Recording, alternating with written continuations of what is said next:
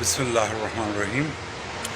یو واده ته راغلو په بټل کې، خو د دوی یو رواج و چې واپس یې موږ بفې ته راوستو، روټۍ را باندې وخوړه په دې ملګرو، او بیا د کویس ګفټ دوی ورکوي، د دې سپیشل کوه ده. نو تاسو موږ د زلمي سره ملو. زلمیه السلام علیکم. وعلیکم السلام. زلمیه ستاسو دا ښکلې ټریډیشن ما وکته، واده ډولۍ لاړه رشته دارو یا مشرانو یوړه، فرینډز تاسو دلته انوایټ کړي، دا ستاسو په ټریډیشن کې ده.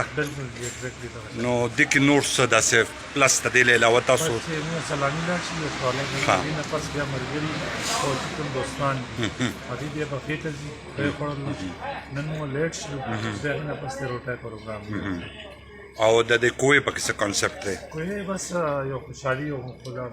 ها لکه د بفې دا کوه مشهوره ده، مشهوره ده، هغه د پهله بفې ته ځي نه پس بیا راځي. حاجی خدا د لکه د دا زموږ ټریډیشن ده. داوجي زلمي کامران خان او دوی د بفې ته راوستو، او ګورو د دوی خشته غونډه ټریډیشن دی. نو حبیب الله عمرزی صاحب هم هغه دی ناست دی. حبیب الله صاحب السلام علیکم. حبیب الله صاحب یو ښکلی رواج مې وکتو، تاسو هم فرسټ ټایم دا رواج لکه چې واده هلته روټۍ بفه کې او که نه دا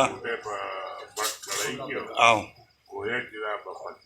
بس او بفه که نه دا بس په بفه یاد ډوډیال. ډاکټر صاحب سره به لږ ګپ ولګو. ډاکټر صاحب شوکت خان هم کې پاتې شوی دی، هم د ټول ډاکټران ښکاري.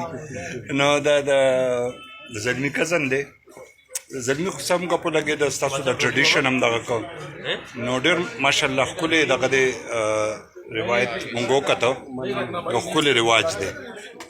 نو دا تاسو دا روټۍ چې ده دا د زلمي د اړه خو د زلمي د فرینډز د اړه ښایي دا چې د بیسیکلي زلمی خپل طرف نه ده که نه، چې کوم مېلمانه خو زمونږ کوم خپل دا زمونږ لکه خپل کوم کلتور دی کوم راځي که نه، چې مېلمه عزت ورکړو دغه وکړو.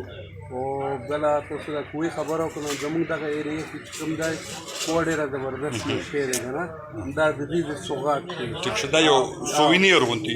جی بالکل. دا بیا هغې کسان چې کوم مېلمه راغلي، نو دا د هغې مېلمستیا مونږ لږ غوره کړي.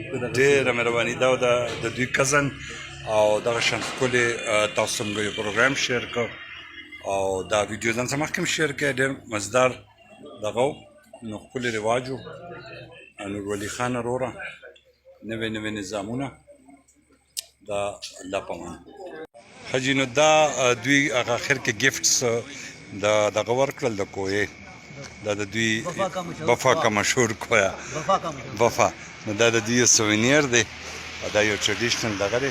تاسو وکته نو دغه شان ښکلي رواجونه، ښکلي پښتانه درانه خواږه، او الله دې آباد او خوشحاله ساتي سره زموږ.